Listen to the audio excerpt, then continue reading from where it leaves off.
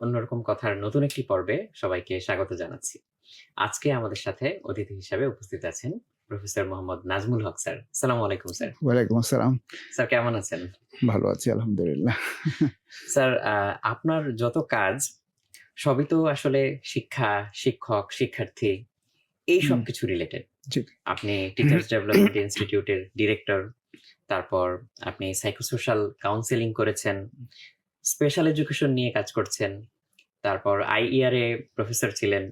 So এই যে শিক্ষা নিয়ে স্যার আপনার যে প্যাশনটা, এইটা আসলে কিভাবে তৈরি হলো? এখান থেকে আমরা শুরু করতে চাই। খুব ইন্টারেস্টিং কথা প্রশ্ন করেছেন। আ আমি ছোটবেলা থেকেই মানুষের সাথে ইন্টারেকশনটা বেশি করতাম। জি স্যার। ছোটবেলা থেকেই এবং ইউজুয়ালি আমি কলেজ পর্যন্ত ছিলাম বিজ্ঞানের ছাত্র এবং বিজ্ঞান নিয়েই পড়াশোনা করব এটাই কল্পনায় ছিল, সংকল্প ছিল। কিন্তু শিক্ষকতা করব। মানে হয়তো সায়েন্সের টিচার হতাম। কিন্তু সামহাউ কলেজ শেষ করার পরে ঢুকে গেলাম সাইকোলজিতে। হ্যাঁ, মানে শিক্ষা বিষয়ে ঢুকলাম আরকি। প্র্যাকটিক্যালি বলতে গেলে বলা যায় যে বিএড শুরু করলাম আমি। বিএড এ ভর্তি হয়ে গেলাম। অনেকেই তো সব ধরনের শিক্ষার সাথেই আছি। আ এখনো আছি নানান ধরনের। একটার পর একটা মানে ঠিক যে বিষয়ে পড়েছিলাম অনেক ধরনের আমাদের অপ্রতুলতা আছে, অনেক হয়তো অপ্রাপ্তি আছে হুম, আমাদের। তো ঠিক একইভাবে আমি বলব আমি যেহেতু বাংলাদেশে থেকে বাংলাদেশেই হুম, পড়াশোনা করেছি, সেক্ষেত্রে অনেক কিছু হয়তো আমরা পেয়ে আসিনি বা বিভিন্ন জায়গায় হুম, আ যে জিনিসগুলো উন্নত বিশ্বের কথা যে উদাহরণগুলো আমরা হুম, দেখি বা এক্সাম্পল গুলো দেখি, সেখানে অনেক কিছু হয়তো আছে। তো আমাদের এখানে আমার পার্সোনাল এক্সপেরিয়েন্স থেকে যদি বলি স্যার, গ্রামে-গঞ্জে বা বিভিন্ন জায়গায় এই যে বিভিন্ন জায়গায় যে শিক্ষার্থীরা পড়াশোনা করছে, স্কুলগুলোতে পড়াশোনা করছে বা কলেজগুলোতে পড়াশোনা করছে। বাংলাদেশে হয়তো পোটেনশিয়াল বা হয়তো আ নার্চারিং করতে পারলে অনেক ভালো কিছু করতে পারত। এরকম শিক্ষার্থীর সংখ্যা বেশ অনেক। হুম। কিন্তু সেই নার্চারিংটা আসলে স্যার আমরা করতে পারি না। তো এখানে আসলে কোন জায়গায় আমাদের বেশি করে নজর দেওয়া উচিত, যাতে ওদেরকে আমরা সুযোগ দিতে পারি, প্রপার নার্চারিং করতে পারি? এখানে নার্চারিং বলতে প্যারেন্টসদের ধারণা এবং শিক্ষকদের ধারণা এক জায়গাতে এসে আটকে আছে রেজাল্ট ভালো করতে হবে। জি স্যার। এবং এই রেজাল্টের জন্য পরীক্ষার ফল ভালো করতে যেয়ে তারা আসল যে উদ্দেশ্য, সেই উদ্দেশ্যটা মিস করে ফেলছে। এবং শিক্ষার্থীরাও ঠিক জানে না যদি তারা ঠিক পরীক্ষার ফল কিন্তু পড়াশোনা করলেই ভালো হয়। It's a natural hmm, automatically হবে। কিন্তু যখন আপনি অটোমেটিকটাকে মানে অ্যাক্টিভিটিতে নিয়ে আসেন যে এটাই আমার টার্গেট, তখন আর জেনুইন যে জিনিসটা যেটা যেই ডেভেলপমেন্টটা হওয়ার কথা ছিল সেটা আর হয় না। মানে সেরকম বিষয় আরকি একটা। তো সেই ক্ষেত্রে ওই বেশি ফল ভালো করতে যেয়ে ফলের দিকে মনোযোগ দেয়, রেজাল্টের দিকে মনোযোগ থাকার কারণে ওরা যে আসল জিনিসটা শিখবে এবং তার যে মাল্টিপ্লিকেশন হবে, মাল্টিপ্লায়ার ইমপ্যাক্ট হবে সেগুলি হয় না। সেজন্য ভালো, ভালো ছাত্ররাও কিন্তু হারিয়ে যায় হুম, হুম, একসময়। হুম। কিন্তু মিডিওকাররা উঠে আসতেছে। কারণ মিডিওকাররা শিখে অনেক বেশি, জানে, বুঝে। সেই কারণে হয়তো তাদের ক্ষেত্রে বেশি ডেভেলপমেন্টটা হয়। তবে ফোকাসে না আসে যে this is the main important issue তা না। পরীক্ষাটা সেকেন্ডারি। প্রাইমারিটা হচ্ছে লার্নিং। এইটা যেন প্যারেন্টস মনে রাখেন। সে কত জানলো, কত বুঝলো এটাই হচ্ছে সবচেয়ে গুরুত্বপূর্ণ। পরীক্ষাটা অটোমেটিক্যালি সে ভালো করবে। যদি বাই প্রোডাক্ট বাই হিসেবে। প্রোডাক্ট পরীক্ষাটা বাই প্রোডাক্ট। বাবা-মা যতটা আসলে বাচ্চাদের রেজাল্ট ভালো করার পিছনে এফোর্ট দেন, মনোযোগ হ্যাঁ, দেন হুম, কিংবা হচ্ছে বাচ্চাদেরকে আমি বলব যে অনেক সময় প্রেশারাইজ করেন। অনেক প্রেশারাইজ সময় করে। বলতে আসলে বেশিরভাগ সময়ই হুম, হুম, প্রেশারাইজ করেন হুম, যে তোমাকে ভালো রেজাল্ট করতেই হবে। হুম, মানে সাম কাইন্ড অফ একটা প্রজেক্ট হিসেবে হচ্ছে বাচ্চাদেরকে ট্রিট করা হয়। হুম, যে ও হচ্ছে একটা মেশিন বা একটা প্রজেক্ট তাতে আমি এরকম ইনপুট দিচ্ছি এবং আমি এক্সপেক্ট করছি যে সে ভালো রেজাল্ট করবে। হুম, যেমন হয়তো তাকে ২ টা আমি টিচার দিয়ে দিলাম, হোম হুম, টিউটর দিয়ে দিলাম বা তাকে হচ্ছে একগাদা গাইড বই কিনে দিলাম। হুম, এইটুকু করে বাবা-মায়েরা অনেক সময় এক্সপেক্ট করেন যে সে ভালো রেজাল্ট করবে। সেই রেজাল্টটা যখন সে করতে পারে না, তখন তখন কিন্তু অনেক একটা ফ্রাস্ট্রেশন চলে আসে। ফ্রাস্ট্রেশন তৈরি হয়, একটা হুম, টক্সিক কালচার তৈরি হয় এরকম। হুম। সো বাবা-মায়ের আসলে হচ্ছে এই এক্সপেকটেশন ম্যানেজমেন্টটা কিভাবে করা উচিত এবং আসলেই যে তার লার্নিং অবজেক্টিভ ফুলফিল হচ্ছে কিনা, হুম। এইটা আসলে ছোটবেলা থেকে প্যারেন্টসরা আসলে কিভাবে ম্যানেজ করবে বা এই বিষয়ে এফোর্ট দিবে? প্যারেন্টসদের তো আসলে জানতে হবে হুম, জিনিসটা, তাই না? প্যারেন্টসরা তো সেটা জানে না। এবং তাদেরকে জানাতে চাইলেও তারা জানতে চায় না, আসেও না। যেটা হয়েছে এখন হুম, আমাদের হুম, হুম। এডুকেশন বা লার্নিং কালচার ইস টোটালি মিসিং আমাদের হোল সোসাইটির মধ্যেই। কেউ কারো কাছ থেকে যে শুনে শিখবে একটা সেটা না। এখন তো শোনার শেখার কিন্তু রিসোর্স এর অভাব নাই। না। ল্যাপটপ, মোবাইল একটা বড় রিসোর্স। কিন্তু সেখানেও তারা ওয়েস্টেজ করে আজে-বাজে ইয়ে দেখে, প্রোগ্রাম দেখে সেগুলো করে। যেখানে কোনো শেখার কিছু থাকে না। তো প্যারেন্টসদেরকে আমার মনে হয় স্কুলের পক্ষ থেকেই এই জাতীয় এডুকেশনটা দেওয়া হুম, উচিত। প্রতিটি স্কুলই তাদের সমস্ত প্যারেন্টসদের প্যারেন্টসদের জন্য ইভেন বছরে মানে 6 মাসে যদি একটা করে সেমিনার সিম্পোজিয়ামও রাখে যে what to do, what to expect from their children, and what is reality in the field of education, it not the result but the achievement. এই জিনিসগুলো তারা জানে না, সেই জন্য মনে হয় যে তাদেরকে বোধহয় একটু এডুকেশন দেওয়া দরকার। কিন্তু এডুকেশনের কথা বললে আবার সার্টিফিকেটের প্রশ্ন চলে আসে। সবাই চায় সার্টিফিকেট না পেয়ে লাভটা কি হবে।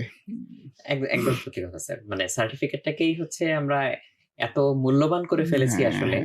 আসলে স্যার সত্যি কথা বলতে যে জিনিসকে সোসাইটি যেই লেভেলে যতটুকু মূল্যায়ন করে মানুষ তো সেটার পিছনেই আসলে ছুটবে। সেটার পিছনে তো কিন্তু সার্টিফিকেটটাকেই এটা তো আমরা ছিল না, অতীতে কিন্তু এটা ছিল না কখনোই। এই যে সার্টিফিকেটের প্রতি ভ্যালুয়েশন, এটা চাকরি পাওয়া পর্যন্তই তার দাম। হ্যাঁ হ্যাঁ তারপরে তার নিজের যোগ্যতা দিয়ে, এখন সার্টিফিকেট দিয়ে আমি একটা ভালো চাকরি পেলাম, তারপরে তো আমার ইনিশিয়েটিভ গুলো তো অ্যাচিভ করার যোগ্যতাই নাই আমার। আপনি যে আজকে আর্লি চাইল্ডহুড নিয়ে কথা বলবেন, যে বাচ্চাটা আর্লি চাইল্ডহুড একেবারে ছোটবেলা থেকেই তার ইনকিউজিটিভনেসটা নাই, তাদের ক্রিয়েটিভিটি করতে দেওয়া হচ্ছে না, ফলে তার মধ্যে ওই ডেভেলপমেন্টই হয় নাই। হোল মানে নিউরোলজিক্যালি মস্তিষ্কই কিন্তু তাকে সেই কাজটা থেকে বিরত রাখতেছে। লাভটা কি, চিন্তা করার দরকারটা কি, সব কিছুতে পেয়ে যাচ্ছি আমি। টিচার তাকে হোমওয়ার্ক করে দিচ্ছে, কমপ্লিকেটেড টাস্কগুলো বুঝিয়ে দিচ্ছে, সে মেমোরাইজ করছে, পরীক্ষা লিখছে, ফলে সে ব্রেনটাকে যদি এক্সারসাইজ না করে, ইউটিলাইজ না করে, তাহলে ব্রেনের ডেভেলপমেন্ট হবে না, এবং সে হয়তো ভালো রেজাল্ট করলো কিন্তু ভালো ডেভেলপমেন্ট যদি না হয়। প্রশ্ন করতে তো অনেক সময় অনেক ক্ষেত্রে আমরা দেখি নিরুৎসাহিত করা হয়। হ্যাঁ, স্কুলগুলোতে তাই করে। অনেক হয়তো অন্য প্রতিযোগিতায় মত্ত। তো এই প্রতিযোগিতার সময়টাতে দেখা যাচ্ছে মানুষের মধ্যে ওই যে মনুষ্যত্ব বোধ কিংবা মোরালিটি বা হিউম্যানিটির যে ইস্যুগুলো সেগুলো কিন্তু একদম চাপা পড়ে যাচ্ছে। সো এই যে প্রতিযোগী মেন্টালিটি, তার কারণে সে ভাবছে যে আমাকে জিততে হবে, আরেকটা মানুষকে ঠকিয়ে হলেও আমাকে জিততে হবে, আমাকে উপরে থাকতে হবে। এই যে এই চিন্তাটা যে মানুষের মধ্যে কাজ করে, এটা তো সোসাইটির মধ্যে হচ্ছে দেখা যাচ্ছে যে ডিপ রুটেড। তো একজন প্যারেন্টস যদি চায় যে না আমি আমার বাচ্চাকে ছোটবেলা থেকে হিউম্যানিটি শিখাবো, তার মধ্যে এমপ্যাথি মোরালিটি গড়ে উঠুক, যেটা লার্জলি হচ্ছে আমাদের এডুকেশন সিস্টেমে সিস্টেম্যাটিক্যালি প্রেজেন্ট নেই, এইটা আসলে কিভাবে করা যায় স্যার? বিকজ আমরা দেখি যে বাচ্চারা স্কুল কলেজে যে ঘন্টার পর ঘন্টা সময় কাটাচ্ছে, এই সময়ের মধ্যে হয়তো একবারও তার কানে এই কথাটা কেউ দিচ্ছে না যে বাবা তুমি মানুষকে ঠকিও না, বা মা তুমি হচ্ছে মানুষকে কষ্ট দিও না। এই জিনিসটা কিন্তু আসে না, এটা স্কুল থেকেই আসে না। আসে না। হ্যাঁ, বাবা মা বাচ্চাকে সময় দেয় না। না। এখন এটা কিন্তু পরিবার থেকেই শুরু হতে হবে কাজটা, তারপরে স্কুলে। এখন স্কুলের, আমরা যখন ছোটবেলায় বহু আগের কথাই বলছি, তখন স্কুলে ছিলাম, শিক্ষক সারাক্ষণ পড়াইতো না কিন্তু। হ্যাঁ, তার 50 মিনিট 1 ঘন্টার একটা ক্লাস থাকলে পরে তিনি হয়তো 15-20 মিনিট পড়াইতেন, বাকি 15-20 মিনিট অনেক গল্প করতেন। সেই গল্পগুলো আমাদের মনে আছে, পড়াটা মনে নাই। বুঝলেন তো? সেই জন্য এই যে শিক্ষকের যে এডিশনাল টাইম দেওয়াটা, সেটা খুবই দরকার, এবং শিক্ষকের মধ্যে মোরালিটি থাকতে হবে। এখন তো এটাই নাই। শিক্ষকদেরকে সেই আদর্শ জীবনযাত্রাটা তারাও করে না, তাদের মধ্যে নাই। তো এখন দিবে কি তারা? তারা ওই ফার্স্ট জিনিসটাই দেয়, তোমাকে ভালো করতে হবে, ফার্স্ট হতে হবে, এটা করলে বেশি নাম্বার পাবে, এটা করলে 1 নম্বর বেশি পাওয়া যাবে। এই যে ধারণাগুলো, এই ধারণাগুলো না মানুষকে খুব ম্যাটেরিয়ালিস্টিক করে ফেলতেছে। সুতরাং পৃথিবীটা সম্পূর্ণ ম্যাটেরিয়ালিজম দিয়ে চলে না। স্পিরিচুয়ালিজম, মোরালিজম, সোশ্যালিজম, মানে আদার যে অ্যাস্থেটিক অ্যাসপেক্টস, এগুলো সবই দরকার হয় জীবনকে সুন্দর করার জন্য। আপনাকে জীবনটাকে যদি সুন্দর করতে চান, তাহলে আপনার একটা অ্যাস্থেটিক সেন্সও তো থাকতে হবে। তো ওইটাকে যদি বাদ দিয়ে আপনি পুরোটাই মেকানাইজড হয়ে যান, পুরোটা মেকানাইজড হয়ে যাওয়ার কারণে পৃথিবীটা শুধুই মেকানিক্যাল এখন। কোনো রকমের আর অন্য কোনো জিনিস তো নাই তার মধ্যে। এখন এইটার জন্য অবশ্যই বিভিন্ন সেক্টর থেকে যদি কথাবার্তাগুলো আসে, এই জাতীয় চর্চাগুলো আসে, তাহলে হয়তো মানুষের মধ্যে একটা পরিবর্তন আসবে লার্জ স্কেলে। আমাদের যে ন্যাশনাল টেলিভিশনের কথা বলি আমরা, ন্যাশনাল টিভি এবং ইভেন প্রাইভেট সেক্টরে যে সমস্ত টিভিগুলো আছে, তারাও কিন্তু এই জিনিসগুলো বেশি টানে না। তারাও কমার্শিয়াল। এখন হয়তো এই জিনিসটা অনেক ক্ষেত্রেই অনুপস্থিত, বা অনেক শিক্ষকের বা অনেক প্রতিষ্ঠানের মধ্যে এই জিনিসটা আসলে এইভাবে নেই। একটা সময় আসলেই ছিল, আমি যদি আমার ছোটবেলার কথা বলি, অনেক টিচারের কথা, অনেক আমার স্যারদের কথা এখনো মনে আছে, এই কারণে যে তারা হচ্ছে আমাদের যে কেয়ার করতেন, ওই কেয়ারটা না আমরা বুঝতে পারতাম যে এই মানুষরা আমাদের জন্য আসলেই কেয়ার করে, তাদের মধ্যে ওই মমতাটা ছিল। হ্যাঁ। সো সেটা আস্তে আস্তে উঠে যাচ্ছে। ওই শিক্ষকরা মনেও থাকে তাদের কথা, তাদের ইম্প্যাক্টটা বেশি হয় ছাত্র জীবনে। স্যার এই জিনিসটা আসলে তাহলে ফিরিয়ে আনার জন্য মানে আমরা বিভিন্ন সেক্টর থেকে আমরা কি করতে পারি? যেমন আমি আমি একজন প্যারেন্ট, আমার ছোট একটা বাচ্চা আছে। সো আমি হয়তো ওকে নিয়ে অনেক কিছু চিন্তা করতে পারি। আবার কেউ হয়তো একটা শিক্ষা প্রতিষ্ঠান চালায়, তার তো সেখান সে থেকে কিভাবে চিন্তা করতে পারে? স্যার এই বিষয়টা যদি একটু এটা প্রত্যেকের নিজ নিজ অবস্থান থেকেই বিষয়টাকে সচেতন থাকা। বাবা মা হিসেবে আপনি আপনার সন্তানের সাথে সময় দেন, খেলেন, তাকে প্রতারণা করবেন না কখনো। এটা একটা বড় বিষয়। মানে প্রতারণা করেই তো আমরা প্যারেন্টস করি না বাচ্চাদের সাথে, দিব বলে দেই না। হ্যাঁ, হ্যাঁ, হ্যাঁ, আমি কাউন্সেলিং করতে গিয়ে এটা দেখেছি। হ্যাঁ, এখন ইন্টারমিডিয়েট পাস করে আসছে, লেখাপড়া মনে নাই। যখন বাচ্চাটার সাথে কথা বললাম, তখন বলল যে আমাকে বাবা বলেছিল পরীক্ষা পাস করলে একটা সাইকেল কিনে দেবে। আজও দেয় নাই। এই যে কমিটমেন্ট, এইখানে একটা ব্যাপার আছে। শিক্ষা প্রতিষ্ঠানগুলোতেও সেটাই। মানে শিক্ষা প্রতিষ্ঠান হোক বা অন্য কোনো অর্গানাইজেশন হোক, কতগুলো ডিসিপ্লিন থাকা দরকার। যে ডিসিপ্লিনগুলো জীবনের সাথে জীবন ঘনিষ্ঠ এবং যে ডিসিপ্লিনগুলোর মধ্যে মোরাল ইমপ্যাক্ট থাকে সেটা। হুম, হুম, হুম। সেগুলো তো সবসময় বই পড়ে হয় না। এগুলো জীবন থেকেই শিখতে হয়। জীবন থেকেই এগুলো নিতে হয় মানুষকে। তো আলোচনার মাধ্যমে সেগুলো আসবে। কখনো, কখনো বিশেষ আলোচনায়, বক্তব্যে সেগুলো তুলে ধরা যেতে পারে। এখান থেকে যার নেওয়ার সে নিতে পারবে। আপনি জোর করে কাউকে এটা শেখাতে পারবেন না। প্রত্যেকটা সংস্থাতেই এই আদর্শটুকু থাকা দরকার। কিন্তু অনেক সংস্থাই আছে যেখানে আদর্শ বলে কিছু নাই। যে কিছু পারে না তাকে দায়িত্ব দিচ্ছে।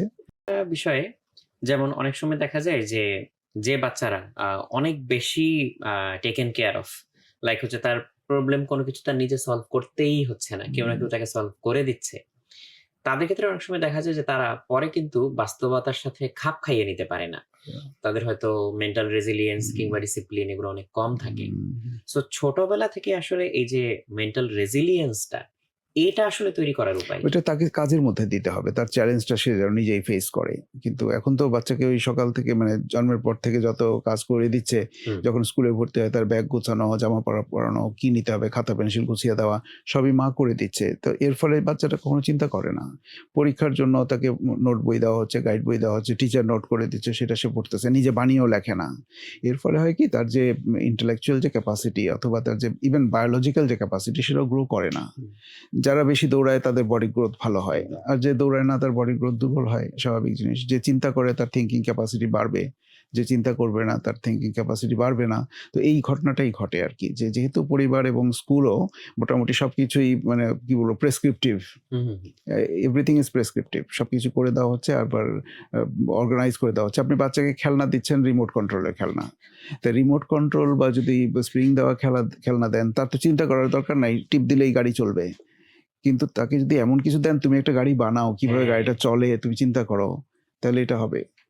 একটা সময় ছিল বাচ্চাদেরকে আপনি দেখতেন যে সুপারি গাছে, আপনি কি দেখেছেন গ্রামে সুপারি গাছের যে ছালটা পড়ে না, হ্যাঁ। পাতাটা, ওইটার মধ্যে বসে একজন দুইজন বসে একজন আমি টানে, নিজেও করেছি স্যার। করেছেন। তো এই যে সুপারি গাছের টানা, এটা বাচ্চাদের ডেভেলপমেন্টকে সাংঘাতিক রকম সাহায্য করে। গ্রামের ছেলেমেয়েরা কিন্তু শহরের ছেলেমেয়েদের চাইতে মাচ বেটার ডেভেলপড। কিন্তু শহরের ছেলেমেয়েরা ওই যে সবকিছু করে দিচ্ছে, গ্রামে গাছে চড়ে, পাখি ধরে, মাছ ধরে, এই করে সেই করে, নৌকা চালায়। কিন্তু শহরের ছেলেমেয়েরা ওগুলো পারে না, ফলে ওদের থিঙ্কিং ক্যাপাসিটিটাই পুয়ার হয়ে যায়। এখন গ্রামের ছেলেমেয়েদেরকে আপনি এনে যদি তাদেরকে একটু ডেভেলপড ওয়েতে থিঙ্কিং করার সুযোগ দেন, স্কোপ দেন, তুমি চিন্তা করো, তাহলে তাদের চিন্তাটা ভালো খুলবে, তারাই ভালো এবং কন্ট্রিবিউট করছে কিন্তু এরাই হ্যাঁ। বেশি। আমাদের সমাজ ব্যবস্থার মধ্যে আপনি যারা রুরাল সেক্টর থেকে আসতেছে, যে কোনো সেক্টরে দেখেন, ডাক্তার, ইঞ্জিনিয়ার, সরকার, ব্যারিস্টার ইত্যাদি, ইভেন সরকারের মধ্যেও এরা ভালো কাজ করছে। কারণ হচ্ছে এরা ওই ইয়ের মধ্যে নাই, ওরা অ্যাবসোলিউটলি, ওই অ্যাবসোলিউটলি স্যার। ছাঁচে গড়ে ওঠে নাই। আমাদের ছেলেমেয়েদেরকে আমরা ছাঁচে ফেলে বড় করি, আর ওরা হলো ফ্রি মধ্যে ফ্রিলি বড় হয়েছে আর কি, সেই জন্য সুবিধা হয় ওদের। এটা আমি রিলেট করতে পারলাম। কারণ আমি দেখেছি যে বাচ্চারা বইপত্রে হয়তো অনেক থিওরি পড়ে। হুম, হুম, ধরা যাক 9, 10 এ একটা বাচ্চা হচ্ছে একটা সার্কিট ডায়াগ্রাম হুম, শিখলো। হুম, হুম। কিন্তু সে আসলে কখনো দেখেনি যে এই রেজিস্ট্যান্সটা আসলে দেখতে কেমন? হ্যাঁ, বা ব্যাটারিটা আসলে কিভাবে কানেক্ট কাজ করতে করে। হয়? এটা তারা দেখেনি। যেহেতু বিজ্ঞান বাক্স নিয়ে আমাদের কাজ করা হয়, হুম, সেখানে যেই বাচ্চারা নিজে হাতে ব্যাটারি দিয়ে, সুইচ দিয়ে একটা লাইট করতে জ্বালিয়ে পারে। ফেললো, হ্যাঁ, ওকে আমি না কোনো প্রশ্ন করে আর আটকাতে পারি না। কারণ ও নিজে অলরেডি জানে, একবার জানে। এটা করেছে। হুম, ওকে আমি যদি ভুলও দেই যে দেখো তো এইভাবে লাগালে হবে, ও সাথে, সাথে আমাকে বলে দেয় যে না এটা কাজ এটা করবে হবে না। না, হবে না। বিকজ ও নিজে করেছে, এক্সপেরিয়েন্স করেছে। এই জিনিসটা আসলে থিওরি পড়ে হতো না। সো এটা একদম আমার নিজে চোখের সামনে দেখা। এগুলি কাজ করতে হয়। এগুলি না এখনকার স্টুডেন্টদের কথা আমি জানি না, এখন স্কুলের বাচ্চারা কি। আমরা যখন স্কুলে পড়তাম তখন 6-7 এর ছেলেমেয়েরা, কিছু, কিছু স্টুডেন্ট ছিল, ওরা ট্রানজিস্টর বানাইতো। হ্যাঁ, ওই ট্রানজিস্টর দিয়ে কি করে কয়েল পেঁচিয়ে ওখান রেডিও থেকে স্টেশন রেডিও ধরতো। স্টেশনগুলো ধরতো এটা। এটা কোনো বইতেও ছিল না কিন্তু। এখন অনেক স্টুডেন্ট আছে যারা এগুলো করে। সেইজন্য বিজ্ঞান প্রদর্শনী যারা করে। তবে বিজ্ঞান প্রদর্শনীর মধ্যে মনে হয় যে ওদেরকে গাইড করার চাইতে, গাইড করা উচিত কিন্তু ডিক্টেট করা উচিত না। তুমি হুম। এটা বানাও, তুমি এটা বানাও। সে যা বানাবে সেটা নিয়ে আসতে পারে। এগুলো শুধু প্রদর্শনী কেন, রেগুলার ক্লাসেও তো থাকতে পারে এটা। তার টোটাল কারিকুলামের মধ্যে যদি এরকম কিছু থাকে, ইনোভেটিভ এক্সপেরিয়েন্সের জন্য তাকে একটা নাম্বার দেওয়া হবে। এখন তো নাম্বারই চায় সবাই। তাহলে ইনোভেটিভ কাজের জন্য যদি একটা নাম্বার রাখা হয় যে ঠিক আছে 100 নাম্বার থাকবে সারা বছরের কি ইনোভেশন করলা তার উপরে, তাহলে দেখবেন যে ওদের কিভাবে ব্রেন খুলতে শুরু করে, চিন্তার ইয়ে বেড়ে যায়। না আসলে স্যার এটা দরকার আছে। মোবাইল ফোন এত ওয়াইড স্প্রেড ছিল না। তখন ইভেন বাবা-মা পড়ার বইয়ের বাইরে অন্য একটা গল্পের বই বা এটা পড়লে তখন হচ্ছে বরং বকা দিত বা অনেকে রাগ করতো এরকম যে তুমি পড়ার বইয়ের বাইরে অন্য বই পড়ছো কেন? হ্যাঁ, আর এখন বাচ্চাদেরকে জোর করেও কোনো বই পড়ানো পড়ানো যাচ্ছে যায় না। না। সবাই ওই মোবাইলের স্ক্রিনটাতে এত বেশি অ্যাডিক্টেড এবং এটার ফলাফলটা খুব ভিজিবল এখন। এক্স্যাক্টলি। যখন বই পড়তে হতো তখন তো ইমাজিন করতে হতো, হ্যাঁ, ব্রেইনটা কাজে হ্যাঁ, লাগতো। হ্যাঁ, হ্যাঁ। আর এখন সবকিছু হাতে হাতে দেখিয়ে দেয়া হয়, ফলে বাচ্চাটা শুধু কনজিউম করে, ও চিন্তা করে না, ওর মধ্যে মাথায় নতুন কোনো কনস্ট্রাক্ট তৈরি হয় না। সো জাস্ট কনজিউম করতে করতে ওর ব্রেইনের ক্যাপাসিটি হয়তো আসলেই এখন কমে যাচ্ছে, রিয়েলি হয়তো কমে কমে যাচ্ছে। যাচ্ছে। সো স্ক্রিন থেকে বাচ্চাদেরকে বইমুখী করার আসলে উপায় কি স্যার? বইমুখীর জন্য আসলে বইটা তো এখন আপনি 7-8 এ এসে যদি বলেন তাদেরকে বইমুখী করতে চাই, হবে না। আচ্ছা। আপনি একদম প্লে গ্রুপ, নার্সারি গ্রুপ থেকে শুরু করতে হবে আপনাকে। ওই বয়স থেকেই তাদেরকে অসংখ্য বইয়ের মধ্যে ফ্লাডেড করে দিতে হবে। ছবির বই, গল্পের বই, পড়াশোনার বই এবং পরীক্ষার সময় পরীক্ষাটা কেন্দ্রিক ব্যাপারটাকে দূর করে ফেলতে হবে। কারণ পরীক্ষাটা ড্যামেজ করার জন্য যথেষ্ট ভালো। ভালো একটা মেকানিজম, মানে মানুষের ইন্টেলেকচুয়াল অ্যাবিলিটিটাকে ড্যামেজ করার জন্য এই যে পরীক্ষা ভীতিটা, হ্যাঁ, হ্যাঁ। হ্যাঁ, সেটা থেকে দূর করে আনতে হবে। এবং ছোটবেলা থেকে যদি তাদেরকে উৎসাহী করে ফেলা যায়, পড়ার প্রতি আকর্ষণ করা যায়, তাহলে মোবাইল-টোবাইলও খুব একটা কাজে আসবে না। আর প্যারেন্টসদের কাছে আমি এটা বলব যে তারা যেন বাচ্চাদেরকে স্মার্টফোন না দেয়। কারণ এটা একটা মিনস অফ কমিউনিকেশন, তো এটা রাখতে হতে পারে। এতে অ্যানালগ ফোন দিয়ে কোথায় আছো, কি আছো একটু জানা যাবে। স্মার্টফোন দিলেই ওইটার থেকে যে অন্যদিকে যাওয়ার একটা সুযোগ আসে। একটা পর্যায়ে যেয়ে তারা এই ফোনটা দরকার হতে পারে। ল্যাপটপ, ট্যাব এগুলো দরকার হতে পারে। সেগুলো থেকে ওরা শিখবে। কারণ এটা একটা বিগ সোর্স অফ ইনফরমেশন এটা হয়। সেজন্য কিন্তু আর্লি স্টেজে এট লিস্ট ক্লাস 5-6 পর্যন্ত এগুলো, ইভেন মানে এই ক্যালকুলেটরও না দেওয়া উচিত। ক্যালকুলেটর দিলেও তো হয়ে যায় তাদের, গোনাগুনি করার জন্য যে ক্ষমতাটা সেটা নষ্ট হয়ে যায়।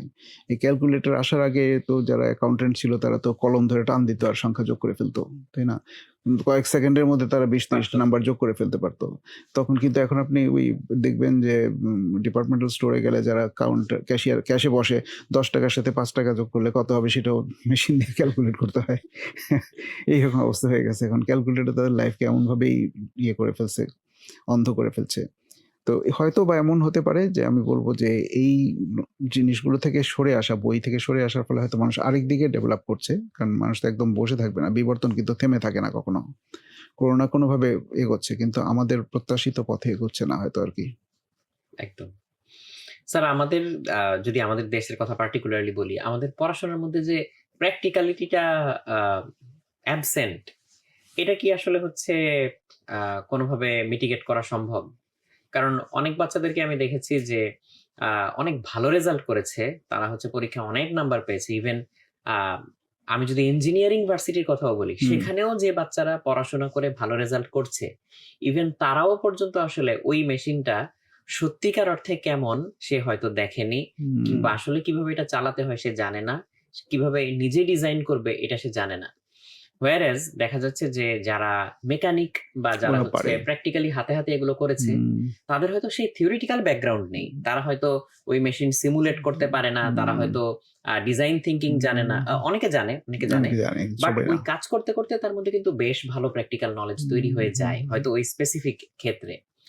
তো আমাদের পড়াশোনার মধ্যে এই প্র্যাকটিক্যালিটিটাকে ইন্টিগ্রেট করার আসলে কোনো উপায় কি হ্যাঁ, থাকতে পারে? অবশ্যই আছে, অবশ্যই আছে। আমাদের স্কুলে সায়েন্সের ছাত্রদের তো প্র্যাকটিক্যাল ক্লাস করতেই হয়। তাই না? এটারও প্র্যাকটিক্যাল আসলে স্যার ১৫টা ব্যাহত ২০টা, এটা খুব খারাপ অবস্থা। খুব খারাপ প্র্যাকটিক্যাল অবস্থা। ছাড়াই তারা পাস করে যাচ্ছে। হ্যাঁ। একদম সে অক্সিজেন, হাইড্রোজেন কি করে বানাইতে হয় সেটা তারা কাগজে কলমে বলতে পারবে কিন্তু নিজে করে দেখতে পারবে না। প্র্যাকটিক্যাল খাতাও হ্যাঁ, শুধু খাতায় লেখে, খাতায় লেখা টিচার থাকে, নাম্বার দিয়ে দেয়। নাম্বার দেয়া। তো এইগুলো থেকে বেরোতে হবে। এটা একটা করাপশন না? এটা হ্যাঁ। একটা জাতীয় করাপশন হ্যাঁ, আমি হ্যাঁ, বলব। এই জাতীয় করাপশন থেকে তাদেরকে বেরোতে হবে। কেন তারা প্র্যাকটিক্যাল করুক। ২৫ এর মধ্যে কেউ ১০, ২০, ২৫ পাবে, বাহ! অনেক কিছু পাক, ক্ষতি কি? কিন্তু তার তো যে ডেভেলপমেন্টটা হবে, মানে মেশিনারিজ অপারেট করা, ইকুইপমেন্টস কে অপারেট করার সেই ক্ষমতাগুলো তাকে আল্টিমেটলি গিয়ে একদম ইঞ্জিনিয়ার পর্যন্ত কাজে লাগাবে। ডাক্তার হওয়া পর্যন্ত কাজে লাগাবে। কিন্তু এইগুলি না করার কারণে তার কিন্তু অনেক স্কিল কমে যাচ্ছে। মানে ম্যানিপুলেট করা, ইনস্ট্রুমেন্ট ম্যানিপুলেট করার ক্ষমতাটাই নষ্ট হয়ে যাচ্ছে। সেই জন্য এটা বলবো যে স্কুল থেকেও দেখতে হবে, স্কুলের মধ্যেও প্র্যাকটিক্যাল অ্যাক্টিভিটি থাকতে হবে, সবকিছুই হাতে কলমে কাজ করতে হবে। এগুলো নিয়ে অনেক সমালোচনা হয়েছে না, যে ডিম ভাজা শেখায় স্কুলে, একটা ডিম ভাজাও তো একটা স্কিল। হ্যাঁ, ডিম যে লাইফ ভাজতে পারে স্কিল। লাইফ স্কিল না এটা একটা। কিন্তু এটা তো ওরা শুধু এই বিরাট একটা কারিকুলামের মধ্যে একটা ডিম ভাজা, একটা ঘর ঝাড়ু দেওয়াই দেখলো, আর বাকিগুলো দেখলো না, সেই বিদ্যা তার নাই। যারা সমালোচকদেরকে আমি বলছি আরকি, কারিকুলামের মধ্যে আপনি পুরো কারিকুলামটা দেখার চেষ্টা করেন। আমাদের সমালোচকরাও কিন্তু হলিস্টিক সমালোচনা করে না। না। একটা ওই হাতি দেখার মতন একটা জিনিস নিয়ে কথা বলে, কেমন না? তো ওইটা সমালোচনা করলে মানুষের মধ্যে একটা ভুল ধারণা তৈরি হবে। আমাদের শিক্ষা ব্যবস্থা সম্পর্কে ভুল ধারণাটা এভাবেই হয়। হুম। এভাবেই হয় যে মানে XYZ সবকিছুই মানে সমালোচনা, যেকোনো বিষয় নিয়ে সমালোচনা করতে বললে টিচারদের মধ্যে অনেককে দেখেছি যে নিজেরা অনেক প্রোঅ্যাক্টিভ। তারা আসলেই হচ্ছে টিচিংটাকে প্যাশনেটলি নিয়েছেন। হুম, তারা নিজেরা হয়তো ঘাটাঘাটি করেন। নিজের উদ্যোগে হয়তো অনেক কিছু বাচ্চাদেরকে দেখান বা হুম, করেন। হুম, হুম, হুম। আবার এটা ঠিক বিপরীত স্পেকট্রামটাও হচ্ছে উপস্থিত। একদম বেয়ার মিনিমাম টুকুও করে করেন না, না। করে না। জাস্ট বেয়ারলি ক্লাসের প্রেজেন্স এবং তার উপরে ভিত্তি করে টাইমটা পাস পাস করে করে দেন। দেয়। হ্যাঁ। সো এই যে একটা, আমি বলবো যে পোলারিটি, মানে পোলারাইজড একটা অবস্থা। সো এই জায়গাটা নিয়ে তো আসলে হচ্ছে সচেতন হওয়া দরকার। তো এই ক্ষেত্রে হচ্ছে বাবা-মা যারা, তারা আসলে হচ্ছে কি ইফেক্ট ফেলতে পারেন? বাবা-মা এটা ক্রিটিসাইজ করতে পারে। যদি কোনো স্কুলে এটা দেখে সেটা কমপ্লেইন করা উচিত। স্কুলকে জানানো উচিত যে এরকম শিক্ষক থাকলে আমরা থাকবো না। কেমন না? মানে এখন কিন্তু স্কুল চলে, স্কুলের হুম, হুম। সিস্টেমটা ডেভেলপ করেছে প্যারেন্টস এর জন্যই, বাবা-মার জন্যই। স্কুলের যত সিস্টেম, যত অড সিস্টেম দেখতেছেন, পরীক্ষা, রেজাল্ট কেন্দ্রিক, সবগুলো কিন্তু বাবা-মার প্রত্যাশার কারণে তৈরি হয়েছে। কারণ বাবা-মা কিন্তু একটা থ্রেট তাদেরকে দিয়ে রাখে, এটা হলো আমি বাচ্চা নিয়ে যাবো। হুম। এবং এই কারণেই তারা প্যারেন্টসকে খুশি করার জন্য যত রকমের সমস্যা আছে সবগুলো তারা ইন্ট্রোডিউস করে। প্যারেন্টস খুশি হবে এটাতেই, বেশি খাতা দেন, বেশি পড়া দেন, বেশি হোমওয়ার্ক দেন। এই যে প্যারেন্টসরা চায়, তাই এইটা চাপ বাড়তে শুরু করেছে। আমি বলব যে এগুলো থেকে বের করে আনা উচিত। প্যারেন্টসকেও বোঝানো দরকার যে বেশি লোড দিলে পরে শিশুর ডেভেলপমেন্ট ক্ষতিগ্রস্ত হয়। ক্ষতিগ্রস্ত হয়। বেশি প্রেশার দিলে ক্ষতিগ্রস্ত হয়। তাকে যত স্বাধীনতা দিবেন তার চিন্তার ক্ষমতা তত বৃদ্ধি পাবে। সে পরবর্তী জীবনে জীবনটা তো শুধু স্কুল জীবনটাই যথেষ্ট না, তাই না? স্কুলের পরে বড় জীবনটা তো স্কুলের পরেই, মানে স্কুল বলতে আমি বিশ্ববিদ্যালয় অতিক্রম করার পর থেকেই শুরু হয়। তো এখন আমি এই স্কুল জীবনে যেটা হলো আমার প্রিপারেশন টাইম, এই প্রিপারেশন টাইমটাই যদি আমি হেলায় ফেলায় নষ্ট করি, অথবা মানে আমি ভালো রেজাল্টের দিকে মনোযোগ দিচ্ছি, কিছু শেখার মনোযোগ দিচ্ছি না, তাহলে পরে পরবর্তী যে সারা জীবন বাকি থাকবে আমার 50-60 বছর, 70 বছর, সেই সময়টা তো আমার কোনো কাজেই লাগবে না তখন। তখন আমি আর কখনো আমার কৃতিত্বটা প্রকাশ করতে পারব না। কারণ আমি ১ম দিকেই আমি ব্রেইনটাকে স্টিফ করে ফেলেছিলাম। স্যার, আরেকটা প্রশ্ন করব। সেটা হচ্ছে যে বিশেষ করে বাচ্চারা যখন একটু বড় হয়, বিশেষ করে হচ্ছে কৈশোরে পৌঁছায়, তখন দেখা যায় যে বাবা-মায়েদের সাথে তাদের সম্পর্কের যে টানাপোড়েনটা, তার জের ধরে অনেক কিছু হয়তো বাবা-মার সাথে শেয়ারিং হয় না, বা হচ্ছে ফ্রিলি অনেক কিছু ডিসকাশন হয় হয় না। না। হুম।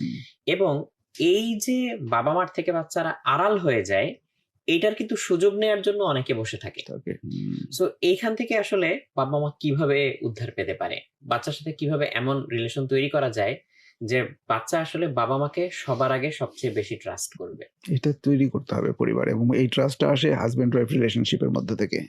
ফ্যামিলি লাইফে যখন একটা পরিবার গঠিত হয়, হুম, স্বামী-স্ত্রীর যে সম্পর্ক, এই সম্পর্কটাই আল্টিমেটলি ছেলে-মেয়েদের মধ্যে যায়। কেমন? তারা নিজেদের মধ্যে ফ্রেন্ডশিপ নাই, একে অপরকে ট্রাস্ট করে না, অথবা নিজেরা সময় দেয় না। হুম, তাহলে ছেলে-মেয়ে হওয়ার পরেও তাই হবে। হুম। তারা সন্তান-নাতিকে বাড়িতে রেখে, আয়া-বুয়ার হাতে রেখে দিয়ে চলে যাচ্ছেন, বাইরে কাজকর্ম করতে যাচ্ছেন, সেগুলো। তো আমি বলব যারা খুব বেশি ব্যস্ত, বাবা-মা যদি খুব বেশি বাইরে ব্যস্ত থাকে, সারাদিনে তো বাড়িতে আসতেই হবে হুম, তাকে, হুম, তাই হুম। না? এসে যদি ২ ঘন্টাও বাচ্চাকে নিয়েই বসে তাহলেই যথেষ্ট। অনেকে বলে যে এত টাকা খরচ করতেছি। টাকাটা তো সবকিছু না। এটা স্যার যেটা বললেন, এটা খুবই কমন একটা সিনারিও।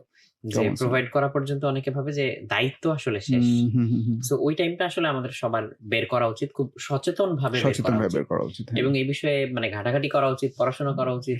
এক্সপেরিয়েন্সড এবং এক্সপার্ট যারা আছে তাদের হেল্প এবং আমি নেওয়া বলব উচিত। ধন্যবাদ স্যার। আসলে এই কথাগুলো খুব জরুরি ছিল, এই আলোচনাটা। এবং বাবা-মায়েরা হয়তো তাদের অনেক সময় প্রায়োরিটিটাকে মানে মিসপ্লেস করেন। মিসপ্লেস করে ফেলছে। এজন্য হুম। আসলে বিভিন্ন সমস্যাগুলো তৈরি হয়। তো দর্শক, আপনাদের সবাইকে অনেক ধন্যবাদ আজকে আমাদের সাথে এই সময়টা দিয়ে এই আলোচনাটা শোনার জন্য। স্যারকেও অনেক ধন্যবাদ আমাদেরকে ধন্যবাদ। সময় দেয়ার জন্য। ইনশাআল্লাহ আমরা আশা করব, এক্সপেক্ট করব যে আপনি সামনেও আমাদেরকে এভাবে সাহায্য সহযোগিতা করবেন, আমাদেরকে গাইড করবেন। অনেক সবাইকে ধন্যবাদ দিয়ে আজকে আমরা এখানে শেষ করছি।